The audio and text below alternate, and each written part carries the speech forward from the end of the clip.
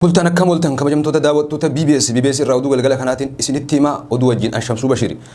Waraanni bilisummaa Oromoo zoonii lixaa bobbaa isaatiif banaatiin injifannoolee gurguddoo galmeessuu isaa ibseeti jira.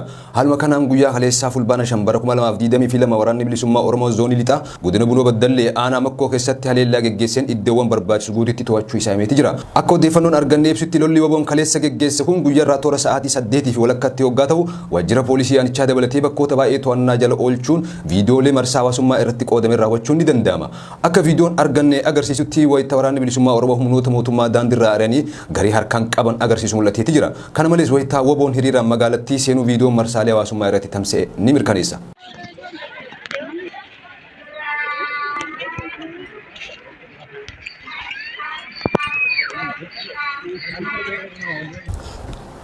Mootummaa Itoophiyaa meeshaan deeggarsaa dhaabbileen gargaarsa uummata Tigraayiif ergan dahoo TPLF keessatti argameeti jira jee miidiyaaleen mootummaa raayyaa ittisa biyyaa obeeffachuun akka gabaasanitti meeshaan deeggarsaa kan dhaabbileen idil addunyaa uummata Tigraayiif ergan iddoowwan dahoo TPLF qotate keessatti argamudha himan. Meeshaaleen kanneenis adda waraanaa walqaayitiin humni TPLF banee wal qabatee iddoo dahoo hooggantoonni TPLF dahoo godhate keessatti argamee jira jee gabaasichi. Mootummaa Itoophiyaa yeroo garagaratti humnoonni TPLF meeshaalee dhaabbileen gargaarsa namummaa idil addunyaa Tigraayiif ergan ugguruu fi saamuu himataati ture.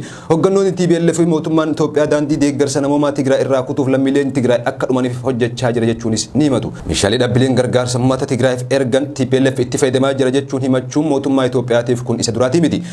Himata mootummaa Itoophiyaa kanarratti gama TPLF hanga ammatti wanni jedhame takka illee hin jiru. Liz Truss ministeera muummee UK ta'uun filatamteeti jirti. Liz Truss dorgommii hooggansa paartii warra konservaatiif UK injifachuu wal qabateeti kan ministeera muummee Biriteen ta'uu filatamte. Truss mootummaa haaraa ijaartu beeksisuu dura giiftii UK Elizaabeet II Balmooralitti arguun dubbisuu akka barbaaddu himteeti jirti. Liz dura teessoo dhaaba Troy ta'uun bakka Boris Johnson qabachuuf namoota 10 biroo wajjin hoji'ootaaf dorgommaati turte. Dubartiin ganna 47 Yuunivarsiitii Oxfordittis baratteeti turte. Dhaaba isii keessatti fudhatama guddaa qabachaa kan turte Meeri Elizaabeet Truss morkataa isii cimaa chaansilar Riishi Sunak injifachuun aangoo michoo ministeerummaa qabachuu dandeesseeti jirti. Paartiin konservaatiif UK dhimma filannoo keessoo dhaaba isaa ilaalchisee seera haaraa baasee ol hordofee garaagarummaa guddoon ni injifatti jedhamus garuu isiin garaagarummaa xiqqaadhaan injifatte. Paartichi bara 2000 takka erga seera isaa wayyeesse booda morkataan sagalee 60 gad argate tokkollee hin jiru. Durataa dhaabaa kan ta'uuf wayita dorgomanitti Boris Johnson parsantii 66.4 argatee kan ture yoo ta'u Liz ammoo parsantii 57 argatte. Liz filannoo kana injifachuu booda dubbii gooteen natti amantanii waan na filattaniif hedduu galatoomaadha jette. Yeroo ulfaataa kana keessa darbuuf tarkaanfiiwwan jajjaboon fudhannaa diinagdeen cimsaa dandeettii UK qabdu nan baase jechuudhaanis dubbatteeti jirti. Dhaabbanni guddichi miidiyaa hawaasaa irratti jaalalaa fi maamiltoota hedduu horate Instagram dhimma odeeffannoo dhuunfaa ijoollee irratti yuuroo miliyoona 405 adabamee akka jiru gabaafameeti jira. Abbaan taayitaa to'annoo Irish odeeffannoo dhuunfaa ijoollee eeguu dhabuu isaatiin Instagramiin yuuroo miliyoona 405 akka kafaluuf adabamaniiti jiranii jee. Koomini yeroo dheeraaf dhiyaachaa ture dhimma odeeffannoo dhuunfaa ijoollee keessumaa lakkoofsa bilbilaa fi imeelii isaanii hin ilaallatudha jedhame. Namoonni tokko akkaawuntii isaanii kan daldalaatiin kan jijjiirratanii turanis kan caalatti odeeffannoo isaanii akka saaxilu hin hubannee ture.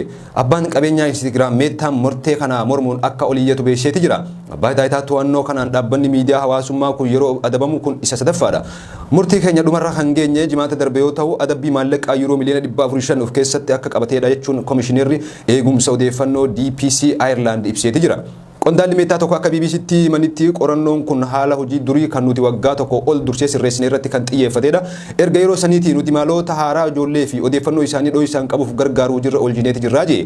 Ijoolleen umrii ganna 18 gattaan kamuu yeroo Instagram fayyadaman akkaawuntii isaanii yeroo isaan dhoksaa yookaan private irra kan kaa'amu waan ta'eef nama isaan beeku qofaatu waan isaan maxxansan arguu danda'a akkasumas ga'eessonni ijoolleen kun hin hordofne ergaa erguu fi hin danda'anii jee qondaalli Meetaa kun. Qorannoo DPC geggeessan hunda irratti guutumaa guututti hirmaachaa kan turre ta'us akkaataa adabbiin kun itti kenname irratti waan waliin galleef deebinee iyyachuuf karoorfanneeti jirraas jaan.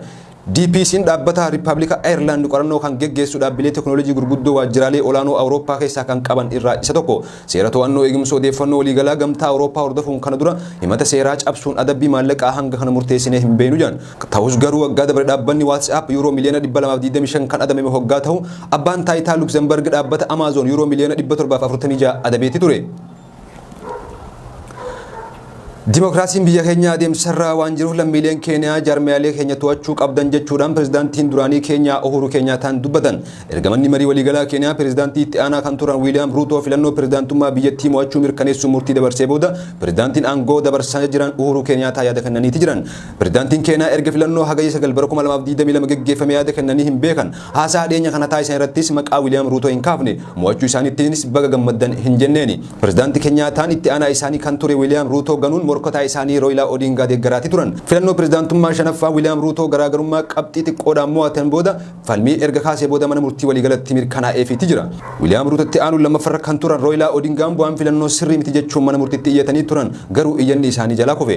Wayita kakuu seenee aangoo qabadhee olaantummaa seeraa kabajuu fi kabachiisuuf waadaan seenee ture eeguuf jecha ajaja mana murtii qixa sirrii ta'een hojiirra oolchaan ture jaan Uhuru Keenyaatiin gama biraatiin. Aangoon bulchiinsa duraanii irraa gara haaraatti karaa nagaa fi danqaa malee akka darbu lammiilee keenyaatiif mirkaneessaniiti jiran. Adeemsa aangoo dabarsuu irra jira aangoo karaa nagaa fi danqaa tokko malee gara bulchiinsaa irratti akka darbu nan to'adhaas jaan Uhuru Keenyaataan. Wiiliyaam Ruutoon gama isaaniitiin biyya tokkoomsuu irratti akka hojjetan dubbatanii kan sagalee mormii kennanis bulchiinsa isaanii jalatti miidhaan tokkolleen akka irra hin geenye waadaa seenaniiti jiran.